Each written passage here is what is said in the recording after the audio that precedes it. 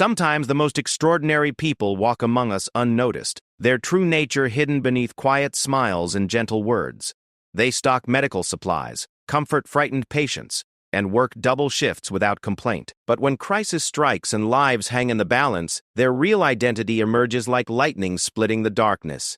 This is the story of Sarah Martinez, a soft-spoken nurse whose past was buried so deep that even she had almost forgotten who she used to be. Until the day a Navy helicopter landed on the hospital roof, and everything changed forever. Sarah Martinez had been working at St. Joe's, Mary's General Hospital, for 8 months, and most of her colleagues still couldn't remember her name. She preferred it that way. Every morning at 6:30, she arrived through the staff entrance, her dark hair pulled back in a simple ponytail, wearing the same plain scrubs that made her blend into the hospital's beige walls like a shadow. The other nurses had tried to include her at first.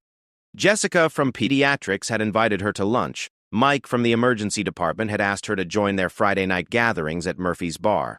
But Sarah always had the same polite response, a gentle smile and a quiet, "Thank you, but I have other plans." After a few months, they stopped asking. Sarah became the nurse who worked her shifts efficiently, helped when needed, and disappeared without a trace when her work was done. What they didn't know was that Sarah's other plans usually involved sitting alone in her small apartment, staring at a box hidden in her closet, a box she hadn't opened in 3 years, a box that contained a life she had chosen to leave behind. Patricia Wells, the head of nursing, had initially been concerned about Sarah's isolation. She had called Sarah into her office after the first month, her silver hair catching the afternoon light as she peered over her reading glasses. "Hey, Sarah, you're an excellent nurse," Dr. Wells had said, her voice carrying the authority of someone who had spent 40 years in medicine. "Your patient care is exceptional, your medical knowledge is surprisingly advanced, and you never make mistakes. But nursing is a team profession. We worry when someone doesn't connect with their colleagues." Sarah had sat quietly, her hands folded in her lap, her face showing no emotion. "I appreciate your concern, Dr. Paul." "Wells, is there an issue with my work performance?" "No, your work is outstanding. Actually, it's almost too good." Dr. Wells had leaned forward. "You handle trauma cases like you've seen it all before. Yesterday, when that motorcycle accident came in, you started an IV line on a patient in shock faster than our trauma team. Where did you learn to work under pressure like that?" Sarah's jaw had tightened almost imperceptibly. "Nursing school. I studied hard." Dr. Wells hadn't been convinced, but Sarah's personnel file was clean. Excellent grades from nursing school, glowing recommendations from her clinical rotations, and a background check that showed nothing unusual, just another dedicated nurse who kept to herself. What the background check hadn't revealed was Sarah's previous life, the life where her name hadn't been Sarah Martinez, but Staff Sergeant Sarah Chen, United States Navy Hospital Corpsman attached to SEAL Team 7. The life where she had spent 4 deployments in Afghanistan and Iraq, treating wounded warriors under enemy fire. The life where she had earned a Bronze Star with Valor for running into a burning building to save 3 injured Marines while mortars exploded around her. But that was before the mission that went wrong, before she lost her entire team, before she decided she couldn't carry a weapon anymore, couldn't be responsible for life and death decisions in combat, before she legally changed her name, left the military, and tried to disappear into civilian life. On this particular Tuesday morning, Sarah was restocking supplies in the trauma bay when the familiar sound made her freeze. It was distant at first, a rhythmic thumping that most people would barely notice. But Sarah's trained ear recognized it immediately. The distinctive whop-whop-whop of helicopter rotors, and not just any helicopter, the deeper, more powerful sound of a military aircraft. She forced herself to continue organizing gauze and bandages, but her hands moved with mechanical precision while her mind raced. Military helicopters didn't usually fly over downtown Seattle unless something was very wrong. She told herself it was probably just a training flight, or maybe a Coast Guard rescue operation. It had nothing to do with her, nothing to do with her old life. The sound grew louder, and through the trauma bay windows, she could see other hospital staff looking up at the sky with curiosity. Sarah kept her head down, but she couldn't block out the memories the sound triggered. Sand and blood, the weight of her medical pack, the controlled chaos of a field hospital under fire. "Hey, Martinez," called out Tom Bradley, one of the emergency room technicians. "You okay? You look like you've seen a ghost." Sarah realized she had been standing motionless, holding the same package of gauze for several minutes. "I'm fine," she said, placing the package on the shelf. "Just tired." Tom was a good guy, probably in his 50s, with graying temples and kind eyes. He had been one of the few staff members who occasionally tried to draw Sarah into conversation, though she never gave him much to work with. "You sure?" "The helicopter noise got pretty loud there for a minute. Some people don't like that sound." Sarah nodded and moved to the next supply cabinet. Tom watched her for a moment longer, then shrugged and went back to his work, but she could feel his eyes on her occasionally for the rest of the morning. The helicopter sound faded, and Sarah allowed herself to relax slightly. Whatever military operation was happening, it was moving away from the hospital. She focused on her routine, checking equipment, reviewing patient charts, preparing for the morning shift change. Wells appeared in the trauma bay around 9 o'clock, her expression more serious than usual. She approached Sarah with purpose, and Sarah felt her stomach tighten. "Sarah, I need to speak with you," Dr. Wells said quietly. "In private." They walked to a small conference room near the nurses' station. Wells closed the door and gestured for Sarah to sit, but remained standing herself, which was unusual. She always sat for their conversations. "Sarah, I received an unusual phone call this morning," Dr. Wells began, "from someone claiming to be a Navy commander. He was asking about you." Sarah's blood turned to ice, but she kept her expression neutral. "About me? I'm not sure why the Navy would be interested in a civilian nurse." Dr. Wells studied her face carefully. "He seemed to know quite a bit about your background. Things that weren't in your employment file. He mentioned something about your military service." "I don't know what you're talking about," Sarah said calmly. "I've never served in the military." "Sarah." Wells sat down now, her voice gentle but firm. "I've been a nurse for 40 years. I've worked with enough military medics and corpsmen to recognize the signs. Your medical knowledge goes far beyond what they teach in civilian nursing programs. You handle trauma with the kind of calm that only comes from experience under fire.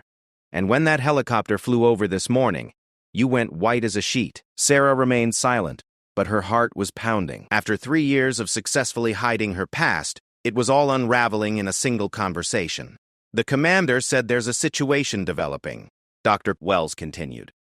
"Something about a naval special operations unit that's been compromised. He said they need medical personnel with specific qualifications and security clearances." "I can't help with that," Sarah said quietly. "He specifically asked for you, Sarah, by name." "Well, by your former name." "Dr. Blessings." Wells paused. "Staff Sergeant Sarah Chen." The sound of her real name spoken aloud hit Sarah like a physical blow. She had been so careful, so thorough in burying that identity. How had they found her? "Dr. Wells, with all due respect, I think there's been some kind of mistake. I'm just a nurse. I work my shifts, I help patients, and I go home. I'm not who they're looking for." "Doctor." Wells reached into her pocket and pulled out a business card. "The commander left this number. He said to tell you that Bravo team needs their doc. He said you'd understand what that means." Sarah stared at the card without taking it. Bravo team. Her team. But that was impossible. Bravo team was gone.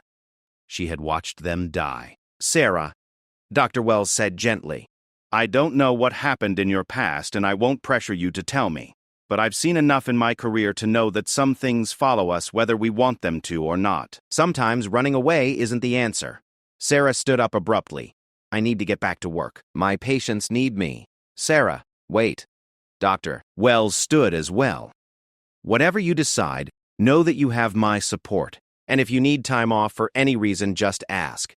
Sarah left the conference room without taking the card, but she couldn't escape the images flooding her mind. Her teammates' faces, the sound of gunfire, the smell of smoke and blood, the weight of responsibility she had carried for so many wounded warriors. She tried to focus on her work, but every few minutes she found herself thinking about the phone call.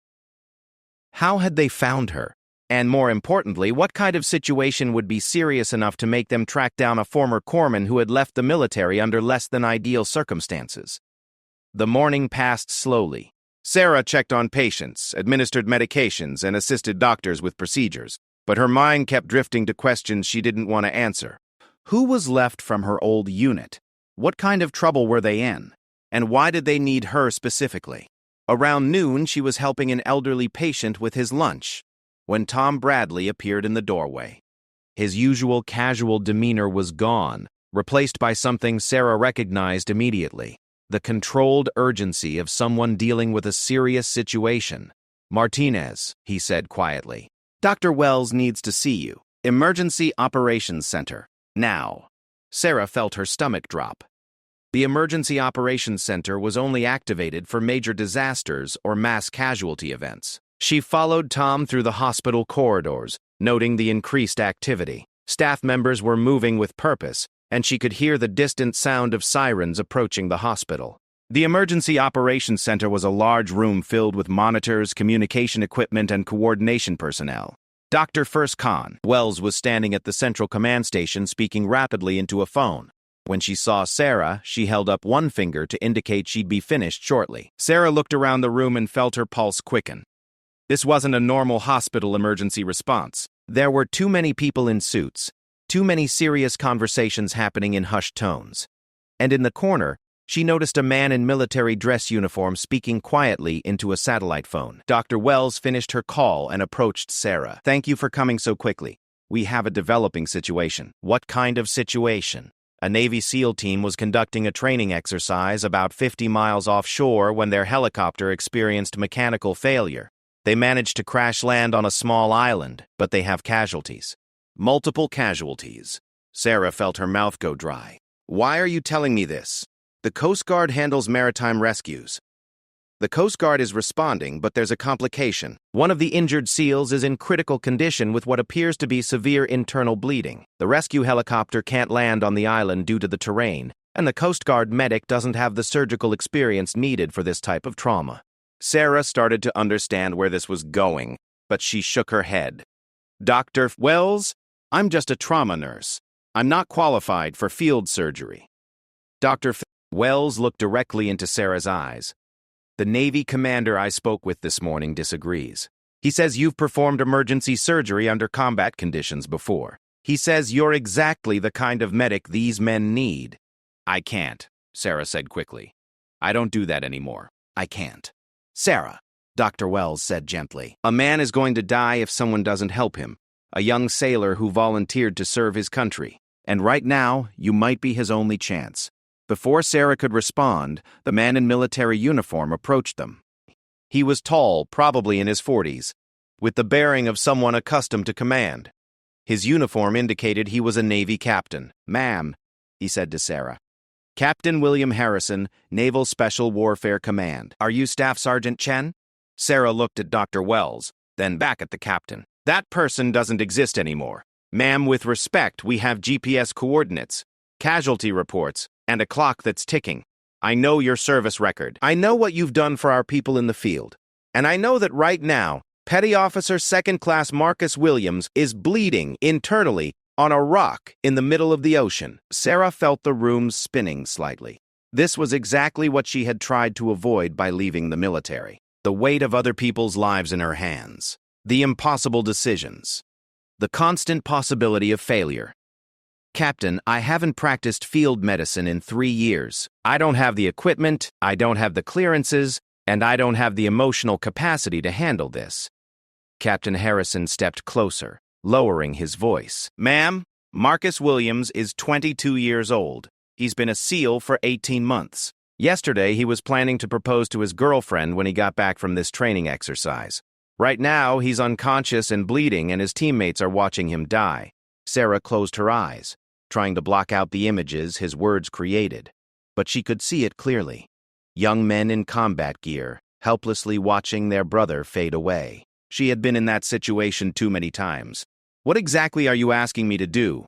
she heard herself say. "We need you to fly out to the island with our rescue team, stabilize Williams for transport, and if necessary, perform emergency surgery to stop the bleeding. The helicopter is already here."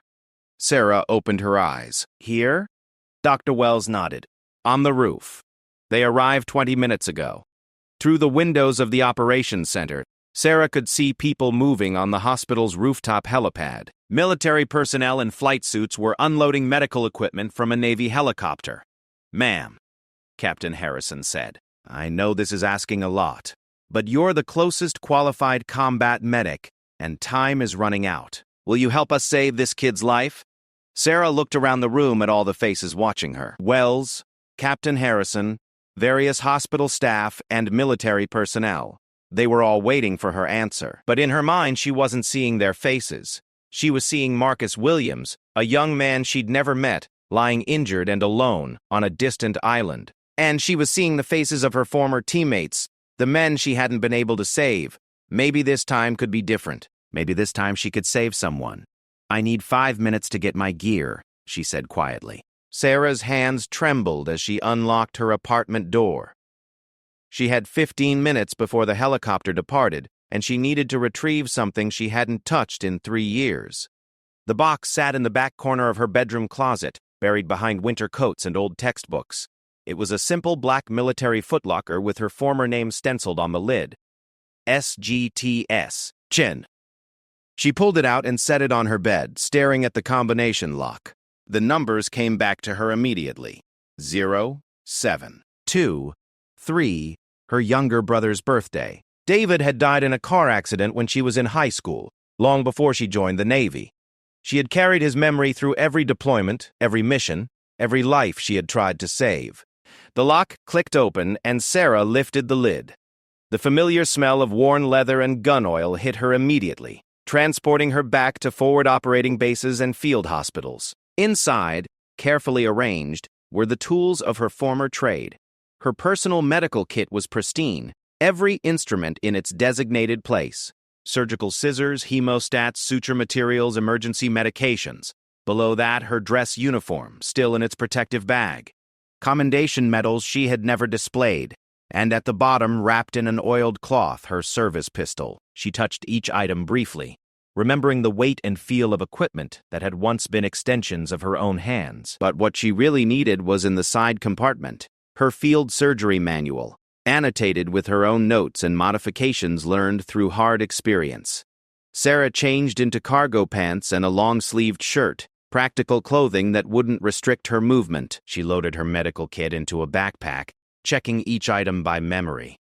IV fluids, plasma expanders, emergency surgical supplies. Everything she might need to keep someone alive in primitive conditions. As she prepared to leave, her eyes fell on a photograph tucked into the lid of the footlocker. 8 men in desert camouflage, their faces dust-covered and grinning despite obvious exhaustion. Bravo team, taken 6 months before their final mission. Sarah was in the center, the only woman, looking confident and capable in her combat gear. Lieutenant Jake Morrison stood to her right, the team leader who had become like a big brother to her. Sergeant First Class Rodriguez was making bunny ears behind Corporal Patterson's head. Young Private First Class Thompson, barely 19, was trying to look tough, despite having the face of a high school sophomore. They had been her family, her responsibility, her whole world. And now, they were gone. Sarah closed the footlocker and shouldered her backpack. Whatever happened on this mission, she couldn't bring them back. But maybe she could prevent another family from experiencing that kind of loss. The helicopter was a Navy MHS, 60 Seahawk, its rotors already spinning as Sarah emerged onto the hospital roof. The noise was overwhelming, a physical presence that seemed to push against her chest. Captain Harrison was waiting for her, along with 2 Navy rescue swimmers in full gear. "This is Hospital Corpsman Chief Petty Officer Martinez," Captain Harrison shouted over the engine noise, introducing Sarah to the rescue team. She noticed he had used her current name, respecting her attempt to maintain her new identity. "She's our medical specialist for this operation." One of the rescue swimmers, a tall African-American man with sergeant stripes, extended his hand. "Chief Martinez, I'm Sergeant Davis. This is Petty Officer Johnson. We're your extraction team."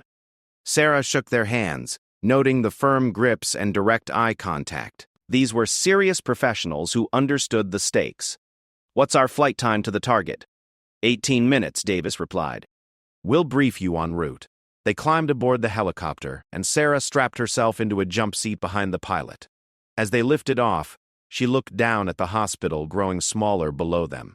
Dr. Wells was visible on the roof, watching their departure. Sarah wondered if she would ever see the hospital again, or if this mission would somehow pull her back into the military life she had tried so hard to escape. The helicopter banked sharply and headed west toward the ocean.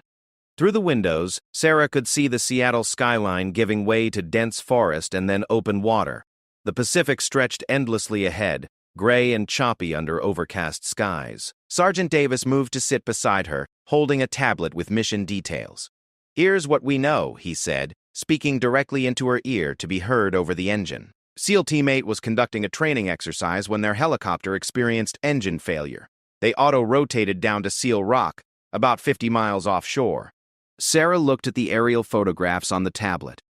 Seal Rock was aptly named, a barren chunk of stone rising from the ocean, maybe 200 yards long and half that wide. No vegetation, no shelter, just rough granite surfaces and tide pools. "How many personnel on the ground?" she asked. 8 men total. 7 mobile. 1 critical casualty. The injured man is Petty Officer 2nd Class Marcus Williams, age 22. Initial reports suggest possible internal bleeding from blunt trauma during the crash landing. Sarah studied the medical information displayed on the tablet. Blood pressure dropping, pulse increasing, signs of shock. Classic indicators of internal hemorrhaging. In a hospital, this would require immediate surgery. On an isolated rock in the middle of the ocean, it could be a death sentence. "What's our communication setup?" "We'll have radio contact with the team on the ground and with the command center at Naval Base Kitsap. Medical advice is available from the base hospital if you need consultation." Davis showed her more photographs of the island, taken from previous reconnaissance flights. "The challenge is going to be the landing zone. The rock is too small and rough for us to set down. We'll have to use the rescue basket to lower you and your equipment, then extract everyone the same way." Sarah nodded, already visualizing the logistics. "What about weather conditions?" "Winds are 15 to 20 knots, gusting to 30. Waves are running 6 to 8 feet. Not ideal, but manageable. The real problem is time. Williams has been down for 45 minutes already. 45 minutes. In trauma medicine, the first hour after injury was called the golden hour, the window when medical intervention was most likely to save a life. They were already 3/4 of the way through that critical period. Petty Officer Johnson joined their conversation, pointing to weather data on another screen. "We've got a storm system moving in from the west. If we don't get everyone off that rock in the next 2 hours, we might not be able to extract them until morning." Sarah felt the familiar weight of responsibility settling on her shoulders. 1 critically injured man who might not survive the night. 7 other SEALs depending on her to save their teammate. A narrow weather window that was closing rapidly. "Tell me about the team on the ground," she said. "Who's the senior man?" "Lieutenant Commander James Patterson, 12 years in Special Operations. Good man, solid leader. He's been keeping Williams stable as best he can, but they don't have surgical capabilities." Patterson. Sarah remembered a Corporal Patterson from her old team, but that would be someone different. Common enough name in the military. Still, something about it nagged at her memory. The helicopter pilot's voice came through their headsets. 10 minutes to target. I can see the island on radar." Sarah began checking her medical equipment one final time. IV fluids, surgical instruments, emergency medications. Everything she would need to perform trauma surgery in conditions that would challenge even the most experienced field medic. "Chief Martinez," Sergeant Davis said, "I need to ask you something. Captain Harrison mentioned you have combat experience, but he didn't give us details. What kind of situations have you worked in?" Sarah looked out at the ocean below them, remembering other helicopters, other missions. "I spent 4 deployments in Afghanistan and Iraq with special operations units, mostly SEAL teams, some Marine Force recon. I've done field surgery under fire mass casualty situations, long-range patrols where we were cut off from medical support." Johnson whistled softly. 4 deployments? That's serious time downrange. "It was a different life," Sarah said quietly. "What made you leave?" Davis asked, "if you don't mind me asking." Sarah was quiet for a long moment. "I lost my team. All of them. I decided I couldn't carry that responsibility anymore. Neither of the rescue swimmers responded to that." They understood that some experiences were too heavy to discuss with strangers, even fellow military personnel. The pilot's voice came through their headsets again. I have visual on the island. I can see personnel on the ground and what looks like wreckage from the helicopter crash. Sarah leaned toward the window and saw Seal Rock ahead of them. It looked even smaller and more desolate than the photographs had suggested. Waves crashed against its sides, sending spray 20 feet into the air. She could see tiny figures moving on the rock surface, and the twisted metal remains of a helicopter near the island's highest point. There, Johnson pointed. I can see the casualty. They've got him in the lee of the helicopter wreck, probably trying to shelter him from the wind. Sarah spotted the group of men clustered around a prone figure. Even from a distance, she could tell they were arranged in the defensive posture of a team protecting their wounded. It was a sight she had seen too many times before. The helicopter circled the island once, giving them a complete view of the situation. The crashed aircraft was a total loss, crumpled against the rocks like a broken toy. But the crew and passengers had clearly survived the initial impact and were maintaining discipline despite their circumstances. Medical gear going down first, Davis announced, preparing the rescue basket. Chief Martinez next, then we'll start extracting the team. Sarah watched him secure her medical pack in the basket, along with additional supplies they had brought from the helicopter. Her stomach was tight with familiar pre-mission nerves, but her hands were steady. This was what she had trained for, what she had done dozens of times before. But as they prepared to lower her toward the island, she couldn't shake the feeling that this mission was going to change everything. 3 years of carefully constructed civilian life were about to collide with the reality she had tried so hard to forget. The helicopter hovered over the island, buffeted by wind and sea spray. Below them, the stranded SEALs were clearing a landing zone and preparing to receive the medical supplies. Sarah could see them working with the smooth efficiency of a well-trained team even under emergency conditions. Ready, Chief? Davis asked, holding the rescue harness. Sarah took a deep breath and stepped forward. Ready. As they lowered her toward the island, she caught sight of the team leader looking up at her approach. Even from a distance, something about his build and movement seemed familiar. When she was 20 feet from the rock surface, close enough to make out faces, she felt her heart stop. The man coordinating the ground team, the lieutenant commander who had been keeping Marcus Williams alive, was someone she recognized, someone she had thought was dead for 3 years. It was Jake Morrison, her former team leader from Bravo Team, the man who had been like a brother to her, the man she had watched die in an IED explosion in Afghanistan. Apparently, some ghosts came back to life. As her feet touched the rocky surface of Seal Rock, Sarah realized that this mission wasn't just about saving Marcus Williams. It was about confronting a past she thought she had buried forever. Jake Morrison looked at her with the same shock she was feeling, his face cycling through disbelief, recognition, and something that might have been relief. "Doc," he said quietly, "I thought you were dead." "I thought the same about you," Sarah replied, unclipping herself from the rescue harness. Around them, the other SEALs were watching this unexpected reunion with confusion and curiosity. But there was no time for explanations or emotional processing. Somewhere nearby, Marcus Williams was fighting for his life, and Sarah had a job to do. "Where's the casualty?" she asked, falling back into the professional demeanor that had carried her through countless emergencies. Jake pointed toward the helicopter wreck. "This way, Doc. And Sarah?" He paused as they began moving across the rough stone surface. "I'm glad you're here." Sarah nodded but didn't trust herself to speak. 3 years ago, she had failed to save her team. Today, she would find out if she had learned enough from that failure to save someone else's. Marcus Williams lay unconscious in the makeshift shelter created by the helicopter's twisted fuselage and several tactical ponchos stretched between metal fragments. His face was pale gray, the kind of color Sarah had learned to associate with severe blood loss. His breathing was shallow and rapid, and even from a few feet away, she could see his pulse jumping weakly in his neck.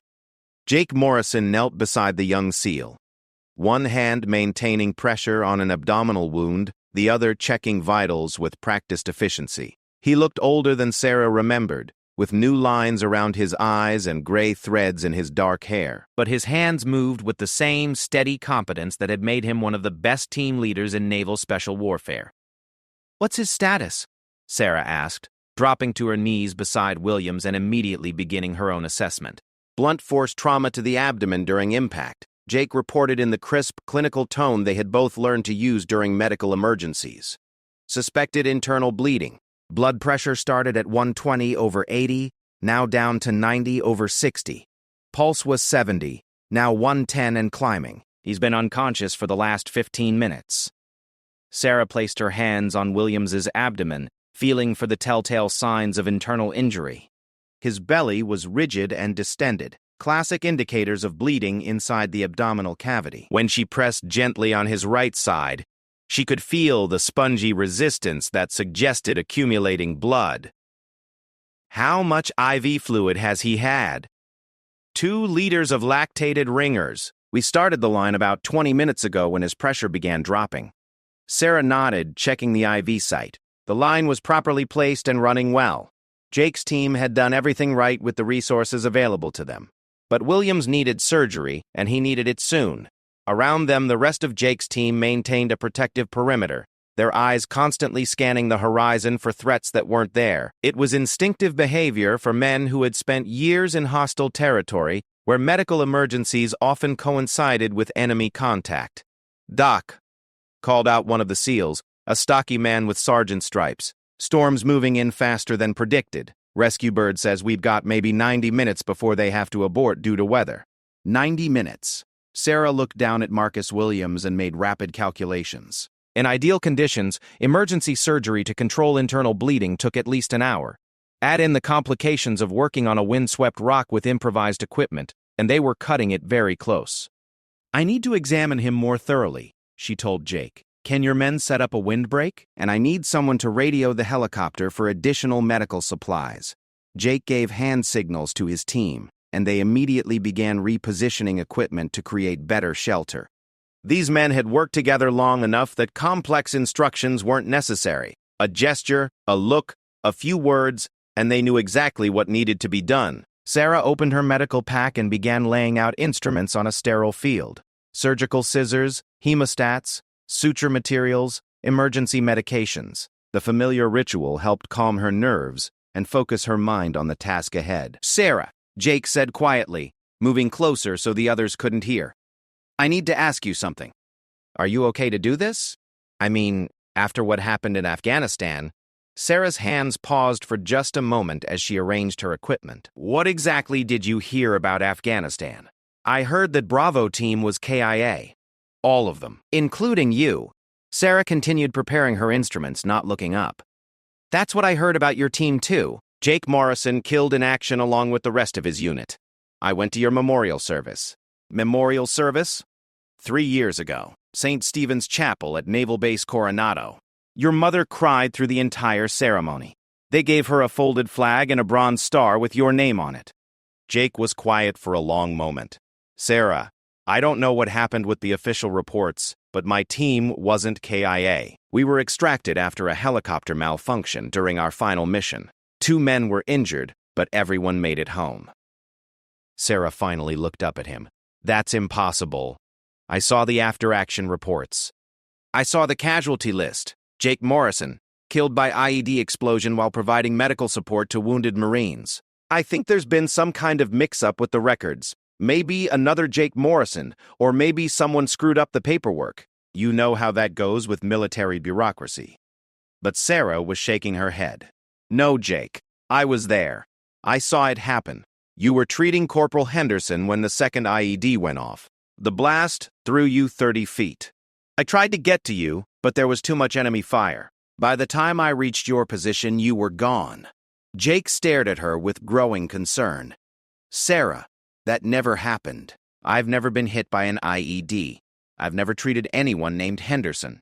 Heather, and I damn sure didn't die in Afghanistan." Sarah's hands were trembling now as she tried to process what Jake was telling her. The memory was so vivid in her mind. The explosion. The smoke. Jake's body lying motionless in the rubble. The guilt she had carried for 3 years for failing to save him. "Doc," called out one of Jake's men. "Williams' pressure is dropping again. 80/50. Sarah forced herself to focus on the immediate crisis. Whatever confusion existed about past events, Marcus Williams was dying right now, and that took priority over everything else. She checked Williams's pulse and found it rapid and thready. His skin was becoming mottled, a sign that his body was beginning to shut down non-essential circulation to preserve blood flow to vital organs. They were running out of time. "I need to open him up," she announced. "His bleeding isn't stopping on its own, and he won't survive transport without surgical intervention." "What do you need?" "Better light if possible. Someone to assist with retraction and suction, and radio contact with a trauma surgeon who can talk me through anything complicated."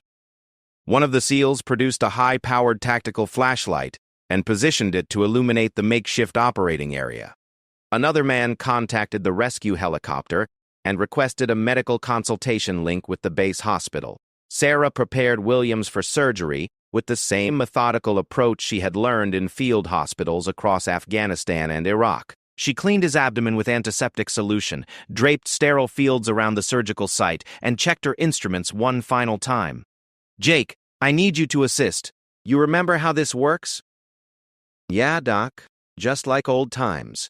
But as Sarah made the first incision, she couldn't shake the feeling that nothing about this was like old times.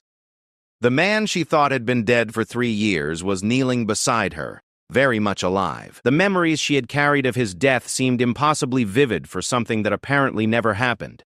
Williams's abdomen revealed exactly what Sarah had expected: significant internal bleeding from a torn mesenteric artery. Blood had accumulated in the abdominal cavity, explaining his dropping blood pressure and shock symptoms. The injury was serious but repairable, assuming she could control the bleeding quickly enough. "Clamp," she said, holding out her hand. Jake placed the surgical instrument in her palm with the smooth coordination of someone who had assisted with dozens of field surgeries. His movements were automatic, instinctive, exactly as she remembered. Sarah located the bleeding vessel and applied the clamp, immediately reducing the blood loss. Williams's vital signs stabilized slightly as his body stopped hemorrhaging internally. "That's the primary bleeder," she announced. "But I need to check for other injuries before I close." She worked methodically through Williams's abdominal cavity, examining his liver, spleen, and intestines for additional damage. The crash had been violent enough to cause the arterial tear, but fortunately hadn't damaged any major organs. "Looks like he got lucky," Sarah said, beginning to suture the damaged artery. "This is repairable." As she worked, Jake maintained suction and retraction, clearing blood from the surgical field and giving her room to operate. Their coordination was seamless, the product of years of training and dozens of emergency surgeries performed under combat conditions. But Sarah's mind kept drifting to the impossibility of Jake's presence. She remembered his death so clearly: the sound of the explosion, the sight of his body, the weight of her failure to save him. How could something that vivid be completely wrong? "Doc," called out the SEAL monitoring the radio. "Base hospital says there's a Coast Guard cutter en route to assist with evacuation. ETA 45 minutes. "Good," Sarah replied, placing the final sutures in Williams's artery. "He'll be stable for transport once I get this closed up." She irrigated the surgical site with saline solution, checking for any remaining bleeding. Williams's blood pressure was improving as his body stopped losing blood, and his pulse was becoming stronger and more regular. "How's he looking?" Jake asked. "He's going to make it. The repair is solid, and his vitals are stabilizing. He'll need a proper hospital for observation and blood replacement, but the immediate crisis is over."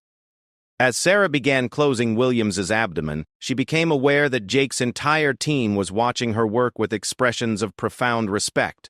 These were hardened special operations warriors, men who had seen combat medics work under the worst possible conditions. But the speed and precision with which she had diagnosed and repaired Williams's injury had clearly impressed them. "That was some fine work, Doc," said the team sergeant. "I've never seen anyone operate that fast in field conditions." Sarah didn't respond immediately. She was concentrating on placing the closure sutures properly, ensuring that Williams's incision would heal without complications. But she was also struggling with the cognitive dissonance of operating alongside Jake Morrison, a man who should have been dead. "There," she said, placing the final suture and covering the incision with sterile dressings. "He's stable for transport." Williams was already showing signs of improvement. His color was better, his breathing deeper and more regular. The immediate threat to his life had passed. "Sarah," Jake said quietly, "we need to talk. About Afghanistan, about what you think happened there." Something isn't right. Before Sarah could respond, the SEAL monitoring communications called out urgently. Heads up. Coast Guard cutter is reporting multiple casualties from a fishing vessel that capsized about 10 miles south of here. They're requesting immediate medical assistance. Sarah looked up from her patient. How many casualties? At least 6, possibly more. Exposure, near drowning, traumatic injuries from the sinking. Coast Guard medic is overwhelmed. Sarah felt the familiar weight of responsibility settling on her shoulders. Williams was stable, but there were other people in the water who needed help. People who would die without immediate medical intervention. The weather window is closing fast, Jake pointed out. If we don't get Williams evacuated in the next hour, we might all be stuck here until the storm passes. Sarah looked down at Marcus Williams, then out at the gray ocean where other casualties were fighting for their lives. She had joined the Navy to save lives, had left the Navy because she couldn't handle the responsibility of life and death decisions. But here she was again, faced with impossible choices and limited time. Jake, she said finally, how long since your team has done a water rescue?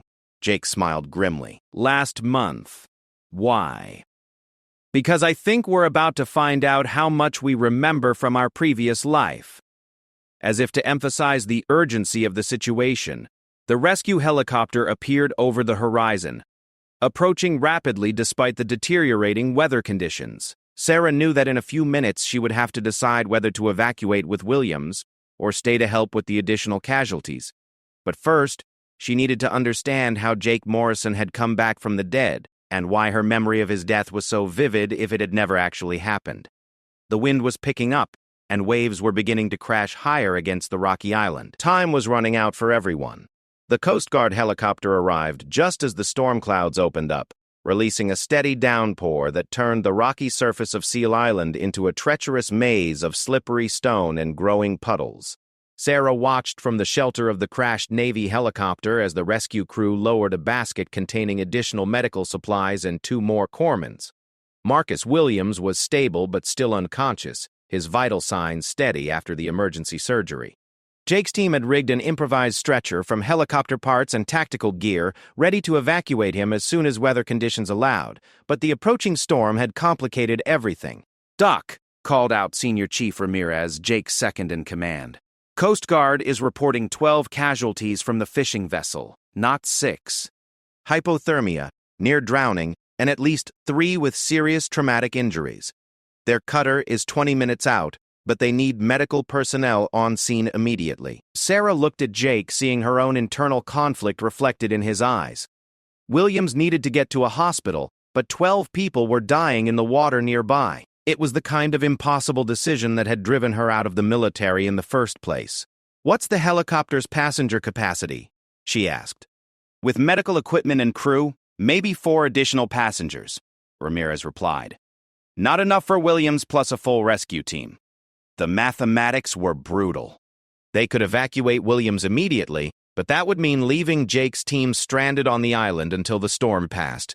Or they could split up, sending some people to help with the water rescue while others stayed with Williams. Jake made the decision for all of them. Ramirez, take 3 men and go with the Coast Guard. Doc, you go too. They need someone with your surgical experience. I'll stay here with Williams and 3 others until weather clears. Sarah shook her head.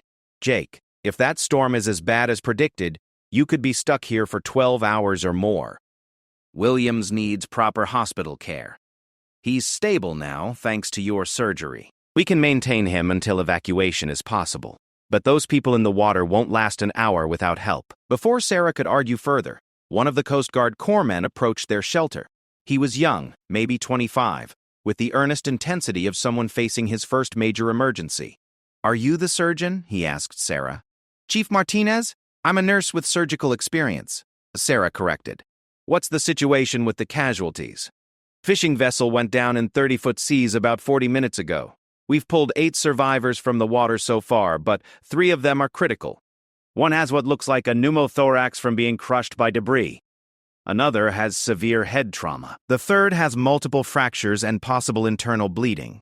Sarah felt her stomach tighten. A pneumothorax, collapsed lung, was immediately life-threatening and required emergency intervention. Head trauma could be even worse depending on the severity. And internal bleeding was exactly what she had just finished treating in Williams. What medical facilities do you have on the cutter? Basic trauma bay, but no surgical capabilities. The chief corpsman is good, but he's never done chest surgery or neurosurgery. Sarah looked at Jake, and he nodded. They both understood what needed to happen. I'll go, Sarah said. But I want Jake's team to evacuate Williams immediately. Don't wait for the weather to clear. Jake started to protest, but Sarah cut him off. That's not negotiable. Williams gets priority evacuation. Your team goes with him. I'll handle the water rescue with the Coast Guard. Sarah, Jake said quietly, I'm not leaving you alone out there. You're not. I'll have the Coast Guard crew. That's not the same thing, and you know it. For a moment, they stared at each other through the rain and wind, and Sarah felt the weight of 3 years of unresolved issues hanging between them. The memory of Jake's death that apparently never happened. The guilt she had carried. The life she had tried to build to escape the past. We don't have time for this discussion, she said finally. People are dying. Jake nodded reluctantly. Okay, but Sarah, when this is over, we need to talk. Really talk. About Afghanistan. About what you think happened there. I know what happened there. No, Jake said firmly. I don't think you do. Before Sarah could ask what he meant, the Coast Guard corpsman was pulling on her sleeve. Ma'am, we need to go. The helicopter can't stay in these conditions much longer. Sarah grabbed her medical pack and followed the corpsman toward the waiting aircraft. As they ran across the slippery rocks, she looked back once to see Jake kneeling beside Marcus Williams, checking his vitals one more time. The sight triggered another vivid memory. Jake performing the same check on a wounded Marine in Afghanistan, moments before the IED explosion that had supposedly killed him. But if Jake was alive, then her memory was wrong. And if her memory was wrong about his death, what else might she be remembering incorrectly? The Coast Guard helicopter lifted off into the storm, buffeted by winds that seemed to push the aircraft around like a toy. Through the rain-streaked windows, Sarah could see the Coast Guard cutter below them. A white speck on the gray ocean surrounded by smaller dots that she knew were rescue boats.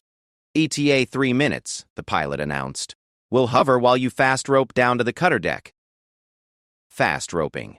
Sarah hadn't done that in 3 years, but the muscle memory was still there. She checked her gear and prepared for the descent, forcing herself to focus on the immediate mission rather than the confusion about her past. The cutter's deck was a chaos of controlled activity. Coast Guard personnel were pulling survivors from rescue boats, while medical teams worked to stabilize the most seriously injured. Sarah hit the deck running, immediately assessing the triage situation. The corpsman's assessment had been accurate. 3 critical casualties, 5 with moderate injuries, and several others suffering from exposure and near drowning. The most serious case was a middle-aged fisherman with obvious signs of tension pneumothorax. His chest was moving asymmetrically and his breathing was labored and rapid.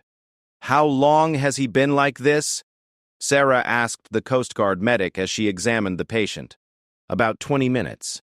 We've been giving him oxygen, but he's getting worse. Sarah could see that the man's trachea was deviating to one side, a classic sign that air pressure was building up in his chest cavity and compressing his heart. He needed immediate decompression, or he would die within minutes. I need a large bore needle and a syringe, she said, already positioning the patient for the procedure. Ma'am, are you qualified to perform a needle decompression? The medic asked hesitantly. Sarah looked at him steadily. I've done this procedure dozens of times under combat conditions. Do you have the equipment or not? The medic quickly produced the necessary supplies. Sarah located the proper anatomical landmarks and inserted the needle between the man's ribs, immediately releasing the trapped air pressure. The patient's breathing improved dramatically, and his color began to return to normal. That's a temporary fix, she explained to the medic. He'll need a chest tube when we get to the hospital, but this should keep him stable for transport. She moved immediately to the second critical patient, a woman with obvious head trauma. Blood was seeping from her ears, and she was unconscious with irregular breathing patterns. Sarah checked her pupils and found them unequal and sluggishly reactive to light. Possible intracranial bleeding, she announced. We need to get her to neurosurgery immediately. What's our ETA to the nearest trauma center? 45 minutes by helicopter. Once weather clears enough for flight, the cutter's captain called out. 2 hours by sea to the closest port with a hospital. 2 hours. The woman might not survive that long without surgical intervention to relieve pressure on her brain. Sarah made rapid calculations, considering options that weren't good. The third critical patient was a teenage boy with multiple fractures and signs of internal bleeding similar to what she had seen in Marcus Williams.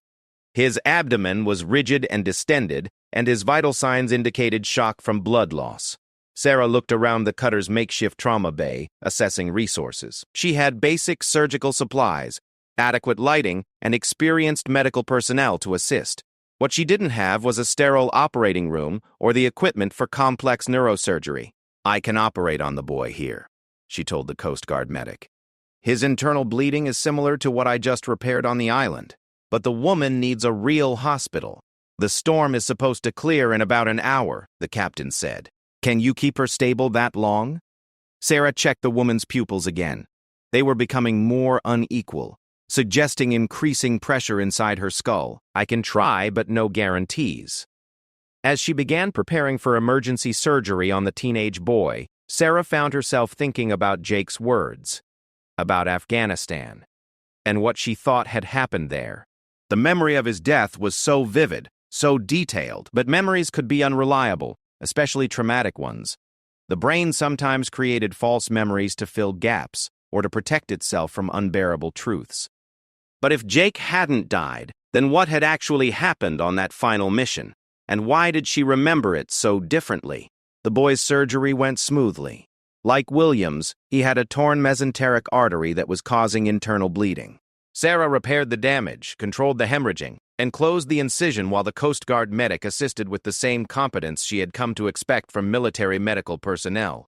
Throughout the procedure, she monitored the woman with head trauma, watching for signs of deteriorating neurological function. Her condition remained critical but stable, buying them precious time until helicopter evacuation became possible. "Ma'am," said one of the Coast Guard petty officers, "we've got radio contact with the hospital on Seal Rock. The injured SEAL is being evacuated now, and Lieutenant Commander Morrison is requesting to speak with you." Sarah felt her pulse quicken at the mention of Jake's name. "Put him through." Jake's voice came through the radio speaker, distorted by static but clearly recognizable. "Sarah, how are you doing out there?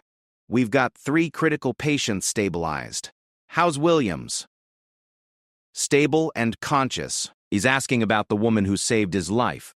I told him her name was Doc, and that she was the best combat medic in the Navy." Sarah smiled despite herself. "You always were prone to exaggeration." "Sarah, listen. I need to tell you something about Afghanistan, about what really happened on that last mission. Jake, this isn't the time."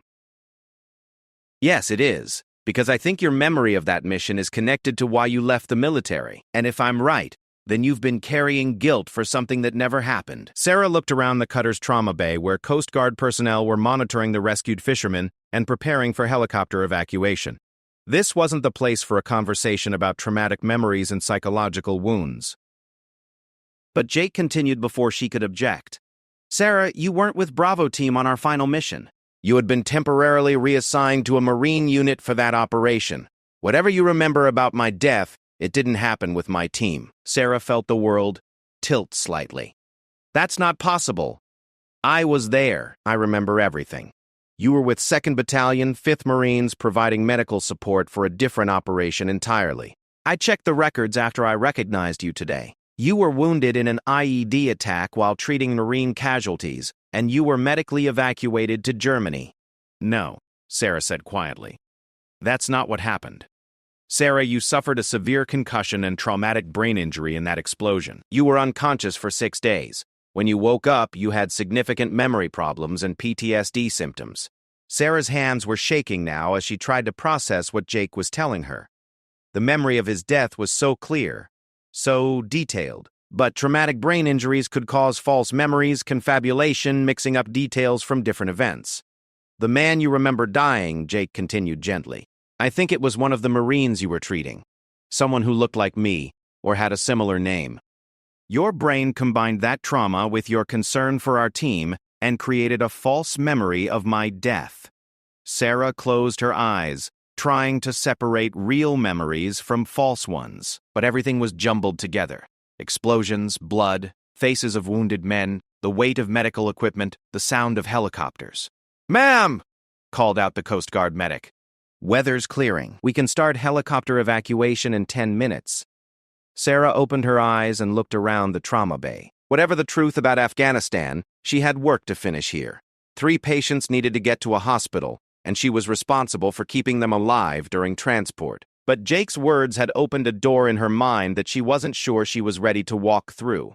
If her memory of his death was false, then the guilt that had driven her out of the military might be based on something that never happened. And if that was true, then she needed to decide who she really was. Sarah Martinez, the quiet civilian nurse who avoided responsibility, or Staff Sergeant Sarah Chen, the combat medic who ran toward danger to save lives. The storm was clearing, but Sarah suspected that the real turbulence was just beginning. 3 weeks after the rescue at Seal Rock, Sarah sat in Dr. Wells's office at St. Mary's Hospital, staring at a folder containing her original military medical records. Jake had arranged for the documents to be declassified and forwarded to her, and she had been avoiding opening them for days. "Take your time, doctor," Wells said gently. "I know this must be difficult."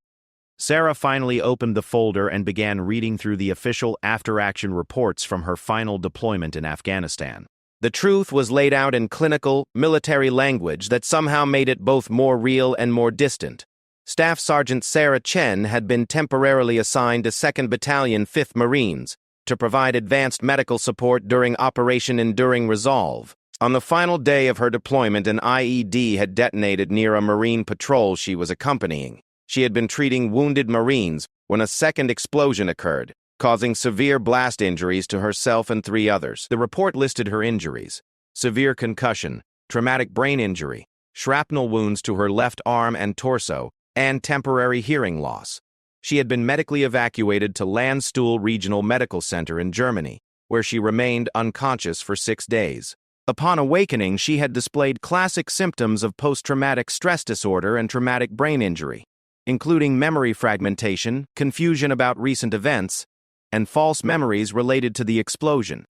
The attending neurologist had noted that she repeatedly asked about the status of her team leader, Lieutenant Morrison, despite having no Jake Morrison in her unit. "The brain sometimes creates false memories to fill gaps," Dr. Wells explained as Sarah read through the medical reports. "Especially after traumatic injuries. It's not uncommon for patients to combine elements from different experiences into a single vivid but inaccurate memory."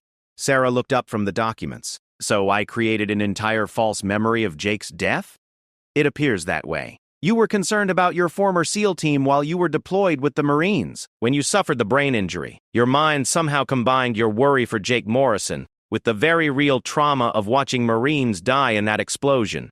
Sarah leaned back in her chair, trying to reconcile 3 years of guilt and grief with this new understanding of what had actually happened. "But it felt so real. I could remember every detail. False memories often feel more vivid than real ones," Dr. Wells said. "Your brain filled in details from other experiences to make the memory coherent. That's why it seems so convincing." The final document in the folder was Sarah's discharge summary from Walter Reed Medical Center, where she had been transferred for rehabilitation. The neurologist there had recommended continued psychiatric treatment for PTSD and cognitive therapy for memory integration. But according to the records, Sarah had left the facility against medical advice after only 2 weeks. "I remember leaving the hospital," Sarah said, "but I thought it was because I couldn't handle the military anymore. I thought I was too damaged to help people." "You weren't damaged," Dr. Wells replied. "You were injured, and you needed help to recover. But instead of getting that help, you ran away and tried to hide from your past." Sarah closed the folder and looked out the window at the Seattle skyline. 3 weeks ago, she had been a quiet hospital nurse who avoided responsibility and kept to herself. Today, she was front-page news in the Navy Times, being called a hero for her actions during the rescue operations. Marcus Williams had made a complete recovery and was already back to training with his SEAL team. The fishing boat casualties had all survived, including the woman with head trauma who had required emergency neurosurgery. The Coast Guard had recommended Sarah for a civilian commendation for her life-saving actions. But more importantly, she had finally confronted the false memories that had been controlling her life for 3 years. Dr. Wells, Sarah said, I want to talk to someone, a psychiatrist, about the PTSD and the memory issues. I think that's an excellent idea. I know several specialists who work with veterans and traumatic brain injury, and I want to continue working here at the hospital. But I want to be more involved. I want to join the trauma team, work more complex cases. I want to use my skills instead of hiding from them. Dr. Remove. Wells smiled. I was hoping you'd say that. We could use someone with your experience in our emergency department. And I suspect your colleagues would appreciate getting to know the real Sarah Martinez. That evening, Sarah sat in her apartment with Jake Morrison, who had driven up from Coronado to visit her. They were sharing pizza and beer, a normal civilian evening that felt surreal after everything they had been through. So what happens now? Jake asked. Are you going to stay in Seattle? For now, Sarah said. I like working at the hospital, and I need to deal with the PTSD stuff. But I'm thinking about other possibilities too. Such as? Sarah hesitated, then decided to voice the thought that had been growing in her mind. The Navy offered me a position as a civilian contractor, medical training for special operations units. They said they need someone with my experience to help prepare corpsmen for combat medicine. Jake raised his eyebrows. That would mean working with SEAL teams again. I know. Part of me thinks I'm crazy for even considering it. But part of me misses the work, the real work. The kind of medicine where you can make a difference between life and death. What does your therapist say? Sarah laughed. I've had exactly 2 sessions so far. But Dr. Reeves thinks that avoiding the military completely might not be the answer. She says I need to separate my traumatic memories from my professional identity. Jake nodded thoughtfully. You know, my team could use a good medical trainer. We're starting a new program for advanced combat medicine. Interested in hearing about it? Maybe. Are you going to be honest with me about the risks and the stress? Absolutely. It's dangerous work, Sarah. People get hurt and sometimes they die despite everything we do. If you come back to this world, you need to be prepared for that. Sarah looked at the box from her closet, which was now sitting open on her coffee table. Her military medals were displayed on top, no longer hidden away.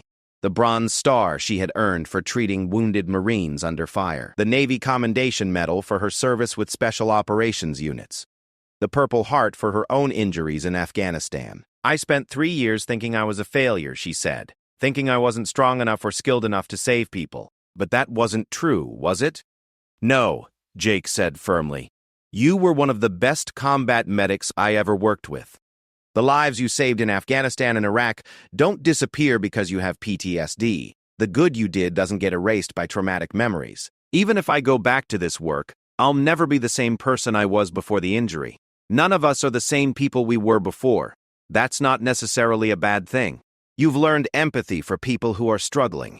You understand what it means to feel lost and broken. That might make you a better medic, not a worse one. Sarah picked up her Bronze Star, feeling the weight of the medal in her palm. For 3 years, she had seen it as a reminder of her failure, but maybe it was actually evidence of her strength. Jake, she said, if I decide to take the Navy contract, would you recommend me? In a heartbeat. But only if you're sure you're ready. This isn't something you should do to prove anything or to make up for perceived failures. It should be because you want to help people and you believe you can handle the stress. Sarah thought about Marcus Williams, lying unconscious on Seal Rock while his teammates watched helplessly. She thought about the fishing boat casualties, fighting for their lives in the Coast Guard cutter's trauma bay. She thought about all the future emergencies where her skills might mean the difference between life and death. I think I'm ready, she said. Or at least, I think I'm ready to try. 6 months later, Sarah stood in front of a classroom full of Navy corpsmen at the Special Warfare Training Center in Coronado. She was wearing civilian clothes, but her bearing and confidence made it clear that she belonged in this environment. Today we're going to talk about emergency surgery in austere environments, she announced to the class. I'm going to teach you how to save lives when you don't have a hospital, when you don't have backup, and when everything is going wrong. The young corpsman listened intently as Sarah began describing the principles of combat medicine. They could see the quiet authority in her manner, the confidence that came from actual experience under fire.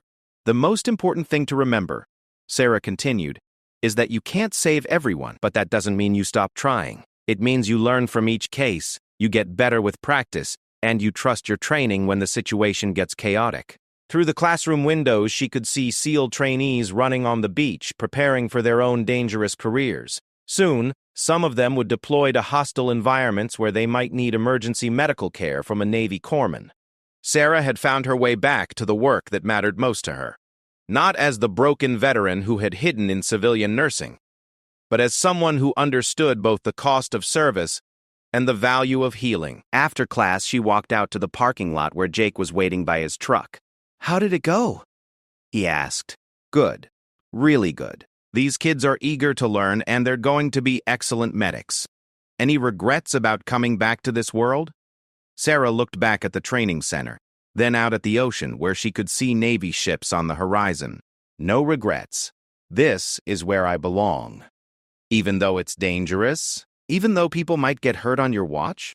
"Especially because of that," Sarah said. "Someone needs to be there when things go wrong. Someone needs to know how to put people back together when they get broken." Jake smiled. "Welcome home, Doc." As they drove away from the base, Sarah reflected on the journey that had brought her back to military medicine. The false memories that had driven her away, the quiet years of hiding from responsibility, and the moment on Seal Rock when she had remembered who she really was. She still attended therapy sessions twice a week, still struggled sometimes with anxiety and traumatic memories. But she had learned to separate her past trauma from her professional identity, to honor her service without being defined by her injuries. The quiet nurse who had been ignored by her colleagues was gone, replaced by someone who understood that true strength sometimes meant accepting help, confronting painful truths, and choosing to serve despite the risks. Sarah Martinez had finally come home to herself.